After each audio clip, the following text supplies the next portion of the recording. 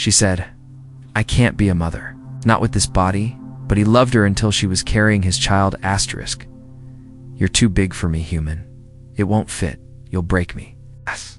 That's what Gira said, her voice half a whisper, half a challenge. She stood over him like a warrior goddess, 7 feet of pure Solari muscle, wrapped in a body designed for survival. Her sapphire blue skin shimmered in the low red light of the dome, every curve sharp with tension. She had never said anything like that before. She had never needed to. Gira was a scout, an elite from the Solari matronate. Trained to fight, trained to infiltrate, not trained for ... this. Not for Liam Cutter. He was supposed to be just an engineer, human contractor working on Tarsisnan's failing Terragrid. Late 30s, ex-military, hands rough from work, with a face like he'd seen too much and stopped. Caring, but Gira had seen him fix things no one else could. Talk to circuits like they were old friends. He joked in that dry, slow human way. And he looked at her like she wasn't just a mission report or a genetic file. He looked at her like she was real. That night, inside the backup dome, the heat outside was pushing 120 degrees, and the filters were barely holding. She had nowhere else to go. He opened the hatch and let her in, offered her a ration pack and some water, sat across from her, like he wasn't nervous, like he wasn't alone with a species known for tearing mercenaries in half during training. But then her fingers brushed his. By accident, Static jumped. Her eyes narrowed, his widened.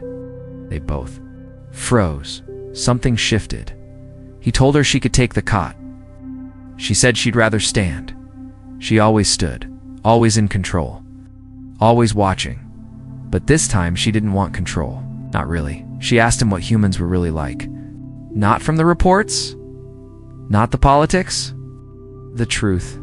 He told her they're messy. They bleed easily. They love hard. And when they bond, it's not just skin, it's everything. She didn't understand at first, but she felt it. Every time he looked at her, every time he touched a panel or smiled. After fixing a blown regulator like it was nothing, there was care in his fingers, and power, so much power. Later that night, she stood in front of him, pulled her armor wrap down, chest bare, breath short. She said, "You don't know what you're doing." Liam stood slowly, reached out not to take, but to ask. "I know I want to do it with you," he said. That's when she warned him. "You're too big for me." She looked down, his body, his build. It wasn't what she expected. "Won't fit," she said. "You'll break me." He smiled that lazy, confident smile and stepped close. "Then I'll go slow," he said, "until you beg me not to." They didn't rush. Not that night. He peeled her armor away like it was holy. Her body was thick, powerful, and trembling under his touch. She moved like she didn't want to be seen but couldn't stop showing him everything. He kissed the inside of her wrist, her shoulder, her neck. She mounted him carefully, her thighs locking around his hips. When he entered her, she gasped like it was lightning, not just size. It's not just stretch. It was pressure, deep and full, filling. Spaces she didn't know were empty. Her walls gripped him like they were trying to memorize every inch. She rocked her hips once, then again, adjusting to the size, learning him like a weapon she was about to master. He moaned softly, hands gripping her waist. "You okay?" he whispered. Gira's breath was ragged. Her eyes closed and then slowly opened. "I don't want you to stop." They moved together, slowly at first, her control mixing with his power, her strength guiding every movement, his size pressing deeper than she thought possible. She had never felt like this before. Stretched, shaken, filled. But more than that scene wanted. It wasn't like Solari breeding protocols. It wasn't clinical. It wasn't measured. It was messy and hot and hers. When she came, it was quiet. A breath caught in her throat. A low growl deep in her chest. Her whole body tensed, then relaxed around him. She stayed there above him, not moving, just breathing. Then she laid on his chest and whispered something even she didn't understand. "I didn't know I could want this." Liam held her. "No words. Just arms wrapped tight, fingers running slow down her back. The next morning, she was different, slower, thoughtful. She pressed a hand to her stomach and said nothing for a long time. Liam brought her tea. He watched her. Finally, she said, "Think something's growing." "Inside me," he blinked. "You mean?" She nodded once. "My people said I wasn't made to carry life. Said I was built too strong, too tight, not enough give." She looked at him then, but maybe they were wrong. Maybe it just needed the right kind of human in Liam. He didn't run. He didn't question. He just smiled and said, "Then I guess we're building something new. You and me." She stared at him for a long time, then kissed him again. This time she wasn't afraid of breaking. Asterisk. Gira wasn't supposed to talk to him. She wasn't even supposed to be seen. Solari scouts operated by stealth, by code, by mission. Observation only. No fraternization. Definitely no physical contact. And under absolutely no circumstances were they to initiate mating interactions with human males. Yet, here she was sitting on a crate in Liam Cutter's workshop, chewing on a protein bar that tasted like metal-flavored foam, listening to his off-key humming while he calibrated an oxygen regulator with one hand, scratched his chest with the other. She watched the muscles in his arms shift under the rolled-up sleeves. She'd never seen a male's body move like that. On Sealar homeworlds, males were bred, lean, sterile, soft. Liam was none of those things. He was solid, hairy in places that surprised her. His scents wet oil and something faintly citrus was impossible to ignore. And when he laughed, low gruff, like gravel shifting under warm water. It wasn't melodic, but it made something stir in her, something warm and annoyingly pleasant. Gira hated how often she found herself near him now. She told herself it was curiosity, intelligence gathering, research. But deep down, she knew better. The first time she touched his shoulder, and he didn't flinch, that did something to her. Something more than hormones, more than curiosity. It felt like gravity her kind didn't. Fall. Not like this. That day, Liam was fixing a cracked energy coil that had blown during a sandquake the night before. She watched from the shadows at first usual routine. God. But then something in the coil started to hum wrong. She stepped out before she realized what she was doing. He didn't even act surprised, just looked up and said, "Didn't know you were." "Still creeping around?" She tilted her head. "Your tool was arcing wrong," he chuckled. So was your eye twitch. She didn't get the joke, but she stayed, close enough to smell him again. She hated herself for wanting more of that. "Do you eat that makes your skin glow like that?" he asked out of nowhere. She blinked. "It's a subdermal energy adaptation layer." He grinned. "Cool. So, alien sunscreen." She scowled. He laughed. "Don't be mad. You're the most beautiful, adaptive, biological sunblock I've ever seen." She didn't laugh. Not then. But her eyes lingered longer on his mouth than she meant them to. That night she returned again. No mission orders. Just a ridiculous excuse about checking conduit stability. He didn't call her out. He just passed her a spare seat and started telling her about his dog back on Earth. A mutt. 3 legs. Bit the mail drone once. Gara didn't even understand half of it. But she listened. Every word. Every hand gesture. Every laugh line. She watched his hands a lot, especially how they handled tools. It's how they rested on his thighs when he was relaxed. Big hands. Warm. Capable. She imagined those hands on her, then got angry at herself for imagining it. "Staring," he said one night. "No teasing. It's just a statement." "So are you," she replied, deadpan. He smirked. "Yeah, but you're the hot one." She wasn't sure how to respond. Solari didn't flirt. They negotiated. This wasn't negotiation. This was play. "I'm not hot," she muttered. "My body temperature's optimal at 92.6 degrees internal." He grinned wide. "That's hot enough." She stood to leave, but stopped when he said, "You don't have to go." That simple? You don't have to go. No one had ever said that to her. Not like that. Not without expectation. Not without command. Just ... welcome. She stayed the next day. She helped him install a new power relay. Her fingers brushed his again. No static this time, just heat. He didn't pull away, neither did she. That night she asked him about Earth mating customs. Just casually, research purposes. Obviously, he shrugged. Some people fall in love. Some just hook up. Some mess it up. But when it's right, it's not about who's stronger or smarter.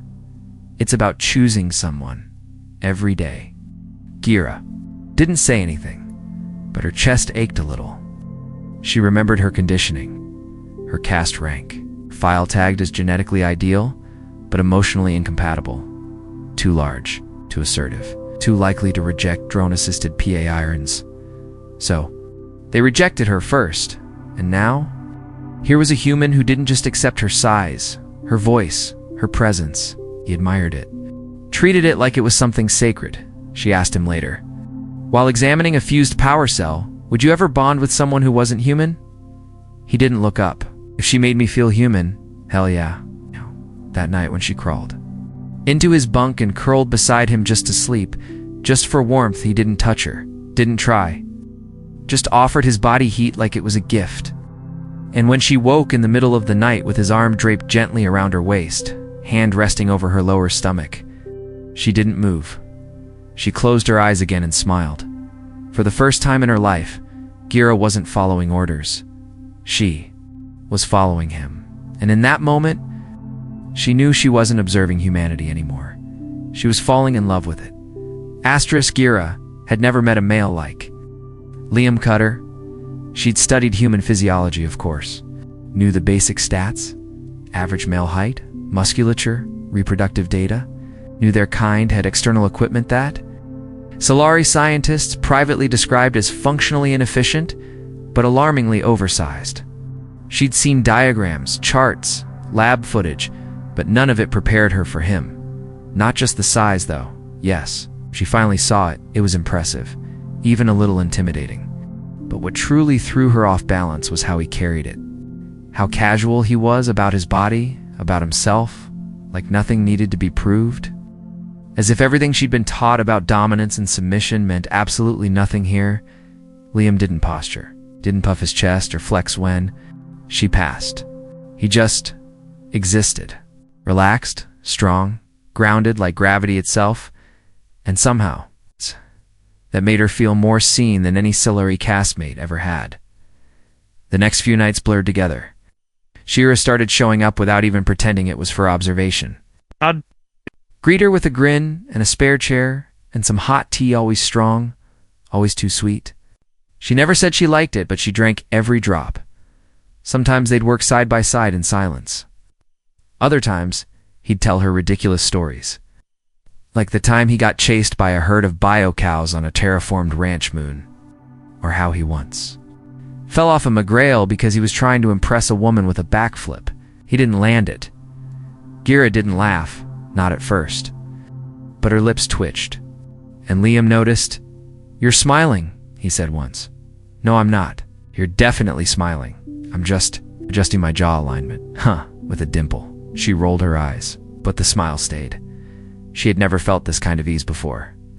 Not with her body, not with her words. Liam didn't flinch when she stretched or cracked her knuckles. He didn't look away when her hips brushed his side by accident, or when she stood too close. If anything, he leaned into it subtly, always. Respectful, but present. He didn't look at her like a warrior, or a specimen. He looked at her like a woman. And when he touched her, not sexually, not yet, just little things, like handing her a tool and letting their fingers brush, made her stomach twist in strange, wonderful ways. One evening, as they lay back on the ground watching the false stars flicker in Tarsis 9's filtered dome sky, Gira broke the silence. "Human males are supposed to be aggressive," she said. "You're not." Liam took a sip from his dented thermos. "Aggressive's overrated. I get more done with a wrench and a good attitude." She frowned, confused. "Don't you want to dominate? Claim?" He laughed quietly. "What would I do with a woman who didn't want to be claimed first?" She turned to him slowly, her voice low. "You mean ask permission?" He raised an eyebrow. "I mean I don't do anything unless she wants it. It's not weakness. That's respect." Gara blinked. Her people didn't have words like that. Not really, mating was. Mechanical, efficient, scheduled. The idea of pleasure, let alone choice, was foreign to most of her caste. But Liam, he talked about it like it was art. She felt heat rise in her throat, and it had nothing to do with the dome temperature. "Have you ever been with an alien before?" she asked. He tilted his head. "No, but I'd like to." Her stomach flipped. "You're not intimidated?" he smirked. "By you. Terrified. But in the fun way." She gave a short, surprised laugh. Felt strange in her chest light. Giddy. He smiled back. Then, more seriously, he added, "You're strong, deadly, brilliant." "Why would that scare me?" "That's exactly what I want." Her breath caught. No one had ever wanted her. Not like that. She stood suddenly, flustered. "I should go." He didn't stop her. Just nodded and said, "I'll be here tomorrow if you want." She didn't answer. That she didn't sleep that night either. The next day she came back. This time, shirtless, sweat slicked, and crouched over a damaged cooling unit. She watched his back muscles flex, his skin bronzed under the low lights. And that sent a gun earthy, male, electric. She stepped closer. He looked up, wiping his forehead. "Didn't think you'd come back?" "I thought about not coming," she said. "Why didn't you?" She hesitated, then answered honestly. "'Cause when I'm near you, my body does. Strange things." He stood close now. "What kind of things?" "I get warm. Sensitive. My lower core reacts. That's not typical." He nodded slowly. "It's called being turned on." She blinked. "Is that dangerous?" He smiled. "Only if you plan to ignore it." Her pulse pounded. She'd fought off drone packs with less tension in her veins than this moment. She didn't run. Instead, she stepped even closer, close enough to feel the heat between them. She looked down. He was a full foot shorter, but didn't feel small. "I could break you," she whispered. He reached out, resting a hand gently on her hip. "Or you could show me what your people don't understand." Her body tensed, not from fear, from hunger, not food, not fuel him. He wasn't like other males. He was a human. He was hers now, and tomorrow. She planned to find out exactly how much he could take. Asterisk Gira didn't sleep the night before. Not from fear, not even from anxiety, from heat. A coiled pressure had been building inside her for days now. Something primal, something raw, something her Solari education never covered. Liam Cutter was waking instincts in her that no training simulation or combat drill had ever triggered. And worse, he was doing it with that ridiculous crooked smile and his calm, calloused hands. She hated that he never made a move, hated that he let her decide, and yet, that was what made her want him even more. The next evening, she came to him soaked in dust and fury. She'd just escaped a failed surveillance operation. Some Solari drone squad had detected her lingering DNA signature near a human outpost. She'd handled it, of course, silent takedown. Clean escape, but it left her shaken. She didn't want comfort. She wanted control. Liam looked up from a broken solar relay, shirt half off, sweat trickling down his ribs. "Rough day?"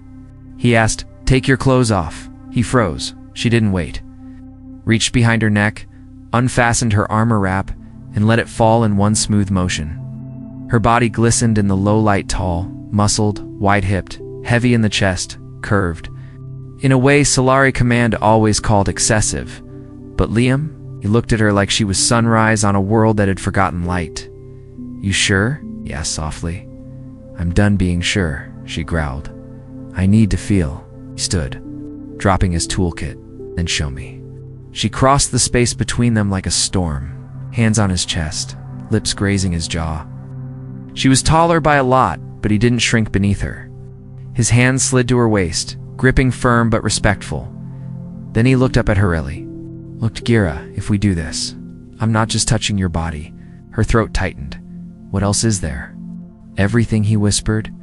Her pulse pounded. Then she grabbed him, not gently. She backed him into the cot, straddled him like a mounted beast, her powerful thighs bracketing his hips. Liam didn't resist. He moved with her, not against. Reached between them, curious, bold, and, when she felt his full length for the first time, she froze. "By the stars," she murmured. He chuckled. "Too much? I've broken heavier machinery with less," he smirked. "I'm not a machine, but I am built for high performance." She glared. "Do all human males make puns while aroused?" He shrugged. "Just the good ones." She didn't reply. She was too busy adjusting her hips, aligning slowly, testing pressure, width, depth. It didn't slip in easily. Her body had never encountered anything like this, not even close. She grunted. He held still, both hands firm on her thighs. "Breathe," he said gently. "Let your body learn me." So she did. Inch by inch, her core stretched and welcomed him, her muscles clenching with every slow advance. Her breath hitched as sensation overwhelmed her. He was thick, longer than she'd expected, and yet, somehow right. A perfect, maddening stretch that lit nerves she never knew she had. When her hips finally settled, when he was fully buried inside her, she gasped. Her walls pulsed around him involuntarily, her body reacting like it had found the final piece to a puzzle it didn't know was missing. Liam groaned. "Gods, you feel unreal." "I feel full. Good full." She met his eyes. "I don't want to move." He brushed her cheek. "Then don't. Just feel it." So she stayed. On top of him, breathing, adjusting, slowly letting her core memorize every ridge, every beat of his pulse inside her. Then she moved, not fast, not even rhythmic, just one deep roll of her hips that made both of them groan. He gripped her tighter, arched. Her skin glowed faintly bioluminescence, activated by elevated blood pressure and sensory stimulation. "Gyra, you're lighting up. I can't help it. I love it." She rode him slowly, deeply, grinding instead of bouncing, her size giving her all the leverage. She didn't rush, she commanded the rhythm. A warrior in complete control, but beneath that control, she was melting. She gasped with every thrust, her inner walls fluttering around him, her chest pressing against his, her breath ragged, her voice breaking. "I'm not supposed to want this," she whispered. "But you do." "Yes." She growled. Liam leaned up, kissed her throat, "Then take it." "All of it." She did. She came hard twice.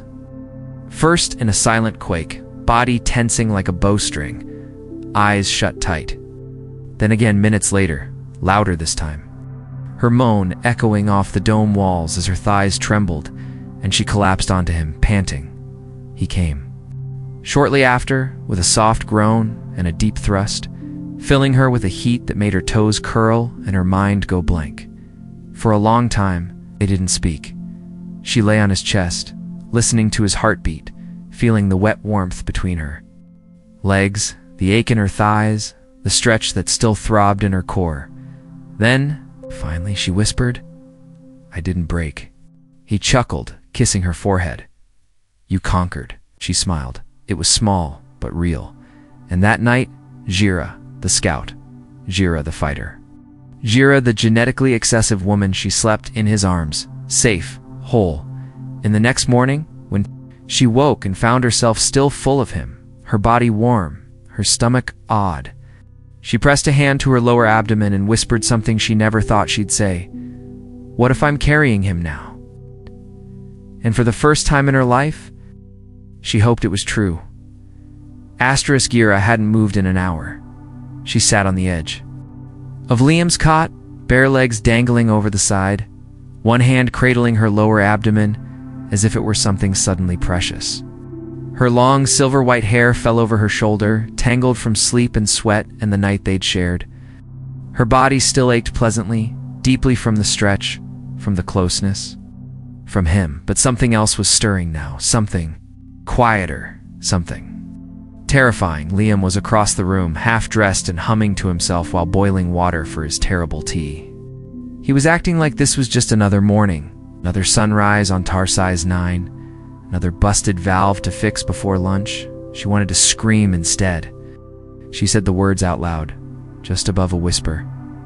What if I'm pregnant? The metal mug in his hand stopped midair. He didn't spill, didn't drop it, just paused. Then slowly he turned. Their eyes met. His expression didn't twist in panic. He didn't go pale. He didn't look away. He just set the mug down, walked over, and knelt in front of her so close, his breath warmed her knees. Do you think you are? He asked gently. I don't know, she said, voice raw. I've never had a cycle skip before, not in my life. My body was monitored daily back home. Everything regulated, controlled. She shook her head. They said, couldn't carry, that my hips were too wide, my cell wall bonding too unstable, too much muscle tone in the womb, said I was just a genetic template gone overboard. Liam frowned. That's the biggest pile of sci-fi garbage I've ever heard. Gira didn't laugh. She looked down at her hands. They tested me repeatedly, gave up, labeled me non-viable. Sent me out here to scout and never come back. And now, he asked. She swallowed hard. Now my core temperature's up, my appetite shifted, my internal regulation is different. And I felt something. Liam reached up slowly and rested, both hands on her thighs, steadying her. You felt something last night? She nodded. During, after. It wasn't just pleasure. It was like my body opened, like it accepted you. Liam's voice dropped to a murmur. Maybe that's because your body knew. Her eyes burned. Knew what? He smiled faintly. That we weren't just messing around. This meant something. Gira choked back a sound, half laugh, half sob. This was never supposed to happen. Funny thing about life, Liam said.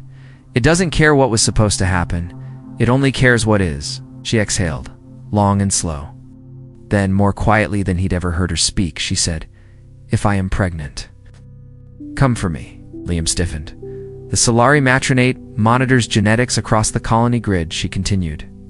They track all females marked non-viable. If I turn up with hybrid DNA, they'll see it as contamination. A mistake, an error, they'll try to erase. He stood then, not quickly, not with panic, but with purpose. They'll have to get through me first. Gira looked up, startled. Liam, I'm serious, he said. You're not a mistake. And if you're pregnant, that baby isn't an accident. It's a miracle. She flinched. You don't understand. They'll erase records. Wipe data.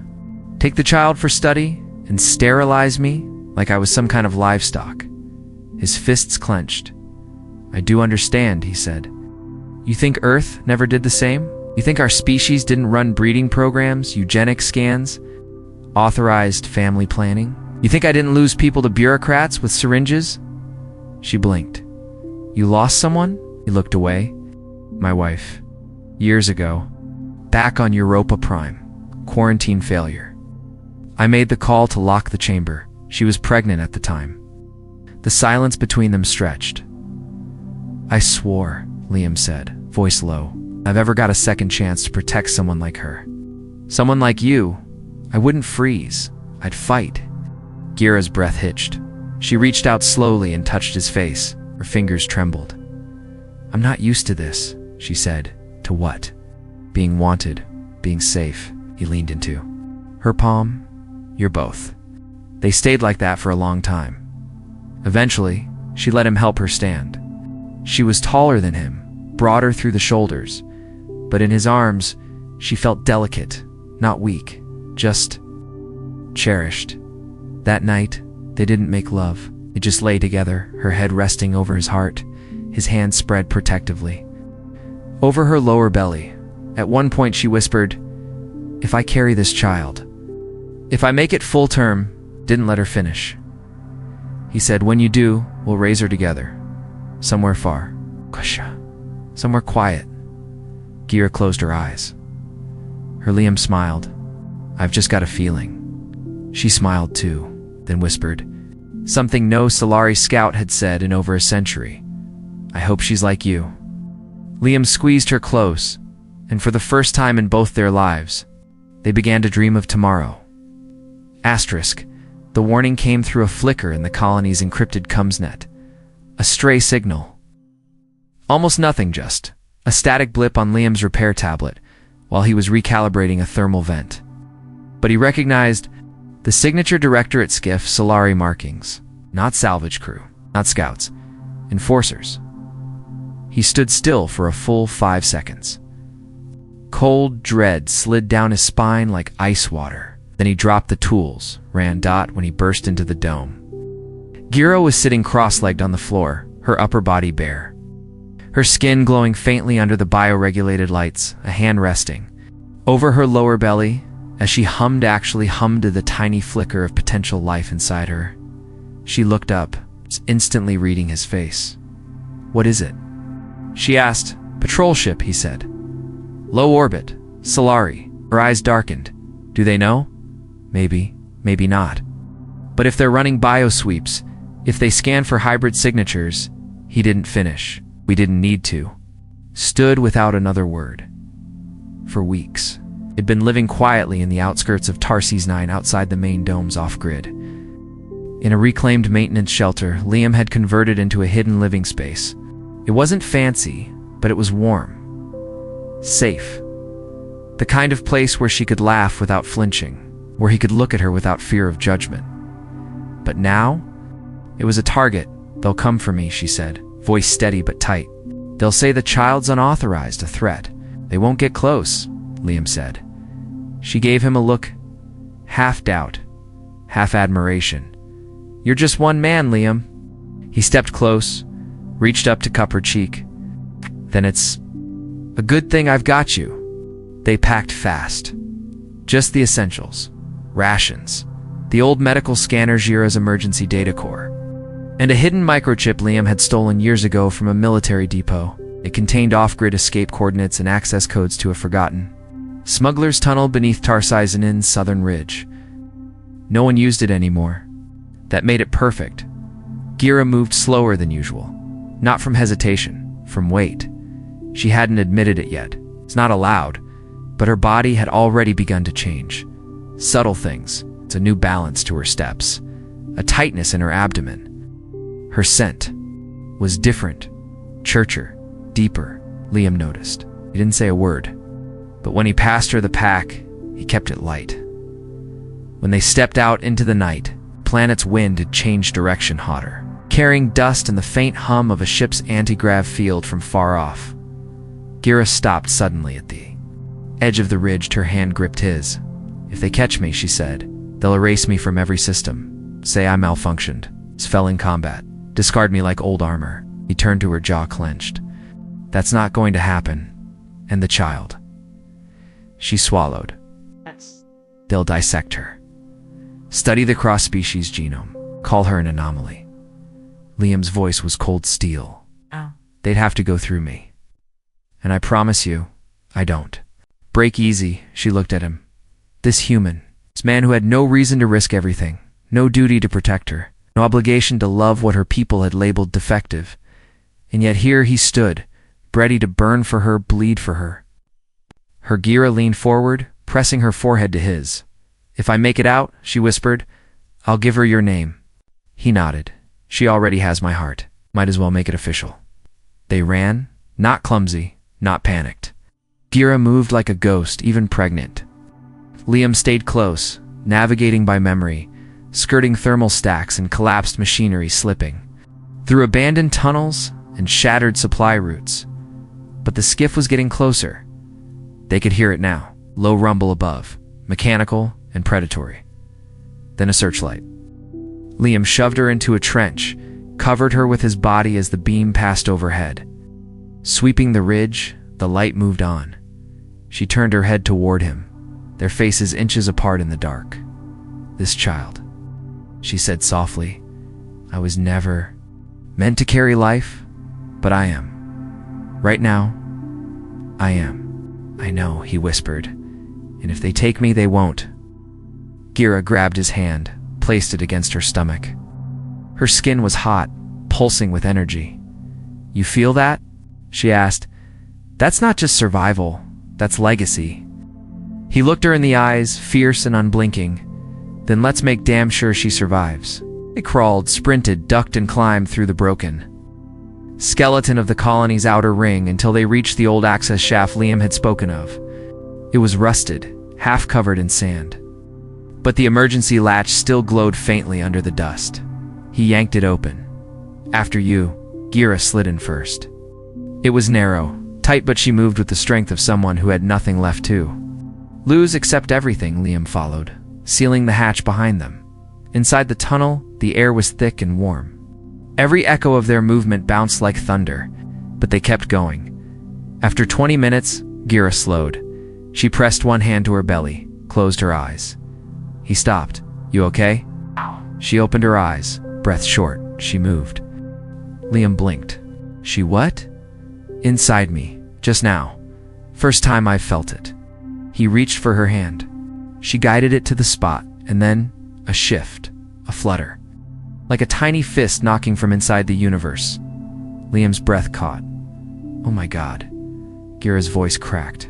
She's real, Liam. He leaned in, kissed her. It wasn't urgent. It wasn't rough. It was home. We're almost there, he whispered. We're not running anymore, she replied.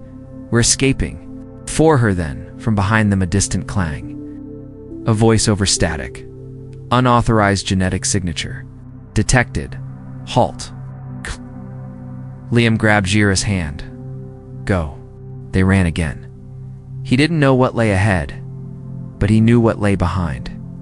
And he would die before he let them take it from him, from them, their child, their future, their impossible, defiant love, born in rebellion, fueled by biology and heading toward something no one, not even the stars, could stop. Asterisk, they emerged into the cold. Blue morning just beyond the southern ridge. The sky above Tarsis 9 was still dark in places. But ahead, far ahead, the first soft gold curve of the horizon promised something Liam and Gira hadn't known in weeks. Time. Time to breathe. Time to choose. Time to live. Behind them, the echo of shouting still rang faint through the old tunnels. But they were too far now, past the scan net, past the drone patrol zone, past the reach of the matronate. They had done it. They were out. Gira dropped to one knee just beyond the hatch, breath ragged, sweat on her brow. Liam rushed to her side, heart hammering. Are you hurt? She shook her head, but didn't speak. Her eyes were wide, not with pain, with awe. She's moving again, she whispered. More now. He placed a hand gently over her stomach, fingers trembling. The sensation was stronger this time. Roll, a thump, life asserting itself. Their daughter, stubborn already, Liam whispered. Must get that from her mother. Gira laughed, shaky and low. And that enormous skull? Definitely yours. They smiled. Exhausted, covered in grime. Alone in the wind-blasted no-man's land of a half-abandoned colony world. But somehow, at peace, Liam helped her to her feet, arms steady around her waist. Together they walked, not to run anymore, but toward something, toward the last beacon. A single, flickering code signal that led them across 2 more clicks of rocky dustland to a hidden dock buried beneath an old mining rig. And there, just as he'd hoped, Harvin was waiting. The old smuggler didn't ask questions. He rarely did. Just looked them over, saw the fire in Liam's eyes and the glow under Gira's skin, and opened the hatch to his ship. Where to? He asked as they boarded. Liam turned to Gira. She looked at him, then at the stars stretching beyond the dock, and finally said, Anywhere they don't measure worth in chromosomes? Harvin nodded. That narrows it down too. 3 systems. I only need 1, Liam said. The smuggler grinned and punched the ignition. The engines rumbled too. Life. Tarsis 9 shrank behind them. Gira sat in the jump seat, hand over her belly, watching the world where she was discarded vanish behind the dust trails. Liam slid into the seat beside her, reached for her hand. She didn't hesitate this time. She laced her fingers through his. When the ship jumped into orbit, the pressure pushed down on them like a weight. Gira's eyes fluttered closed. She murmured something in Solara low, rhythmic, not prayer. Promise. Liam leaned close.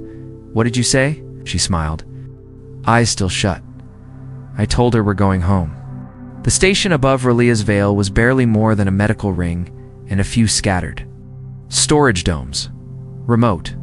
Unpatrolled. Uninterested in birth records or species. Data, which made it perfect. Gira gave birth 3 weeks later in a warm, quiet room filled with green light and the hum of recycled air. The delivery wasn't easy. Solari females weren't designed for human gestational fusion. There were complications, differences in circulatory load, cell adhesion. The medic even whispered the phrase, genetic miracle. But in the end, she was born Selend. They named her together that same night as she nestled in Gira's arms. Blinking with iridescent silver eyes and a head of soft white hair, half human. Half-SYLRE. All theirs. Her fingers were long and strong, her skin a soft lavender glow. Her heart beat fast and wild. She's going to change everything, Shira whispered. Liam kissed her forehead. She already has. They settled far south on the equator of a terraformed moonquiet, lush, surrounded by overgrown jungle. In sky-blue rivers, Liam took a job repairing Atma towers.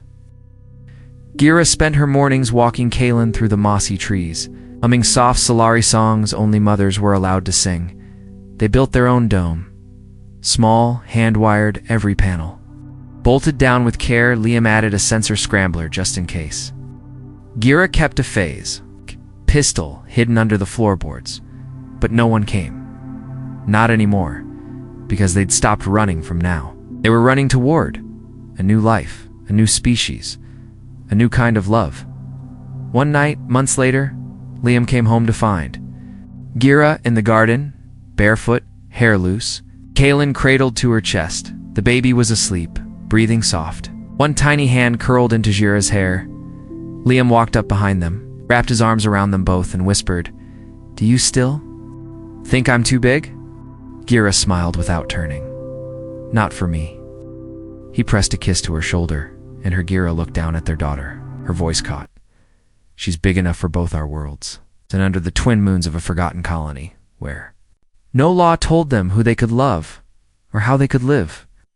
The woman once called non-viable, and the man who'd once stopped believing in second chances, built something impossible, together, a family, a future, a forever. Humanity, F***. Yeah,